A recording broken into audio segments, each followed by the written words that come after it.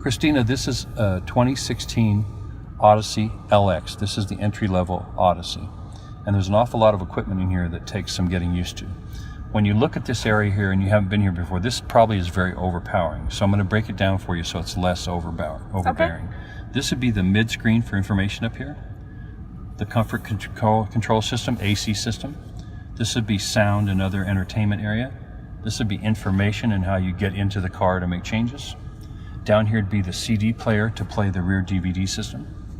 There are controls here you can use for USB power, and then this would be for a iPod. There's a pinhole here that you can plug from your iPod into the headset.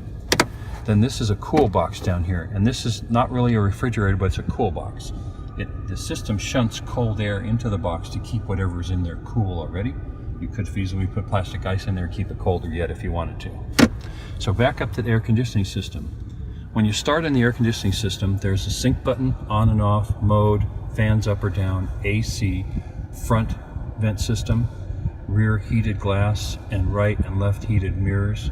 Then up here you have this system for recirculating air and the auto system, and these change your temperature on either side of the cabin. So you have 3 zones. You have left, right, and center. So if we start with this and we've got it on 65 and 70 here, 75, whatever, choose the temperature, and you want to change it to your temperature, touch the sync button and watch what happens to all 3 numbers. Go ahead and touch sync. This makes it to the driver's convenience number. We can still change these numbers if we want. Okay. Then on and off for the whole system here. Turns it back on. This mode button, this puts the air wherever you want it to go. So if you've got air coming face foot right here like we have it now, touch it again, now it's all in the face. You get more air volume out of it. You feel the warmth going up. Change that down a little bit. Then mode button again will take it to the foot and to the windscreen. And then this is one that you're going to use here. We're just blowing it on the floor to help cool the car when you get in. Hopefully vent a window or sunroof to get the hot air out. Okay. Then the next over will be your fans down or up. And then AC either on or off. In this case we want it on. And then front.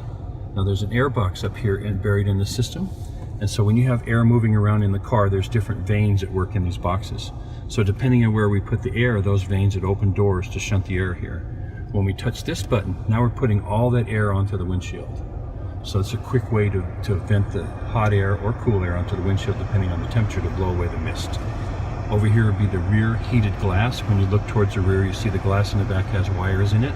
So they would heat up and melt away the mist. And there are buried wires in the glass and the mirrors that would also do the same, but you can't see those. I'm going to turn that off.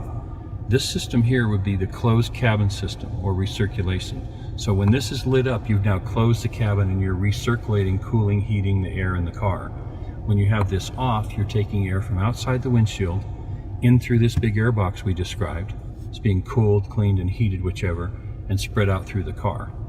When you close it up like this, now you've closed down the system and it's going to re-cool, re-clean, and push the air in and out of the vent system without taking exterior hot air or cold air in. When you use the auto system here, this is a key feature here. This is much like your air conditioning system in your house. If you walk down the hallway and you tell your husband, hey, we're going to leave the temperature at 72 all the time so we can save money, then if you do that, the car will keep whatever temperature you choose. And as you're driving down the highway, it's a way to save gas because the AC compressor that moves the Freon to make the cold air works less. The fan system's gone on and off as necessary to cool the car. And it's one of the gas savers. Now if you notice the other settings here, this is the rear system on and off. So right now we've got it set for 75 degrees. And there are controls back here behind the door up here on the side to the right.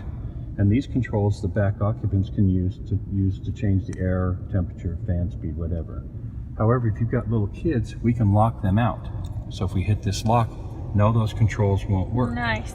And if you want to change the settings, you touch this and now either you or I can change the settings in the back. And then rear on or off. So you have control of it back there. So if you have small children, you have more control over them than you realize. Okay, so there's your air conditioning system in the car.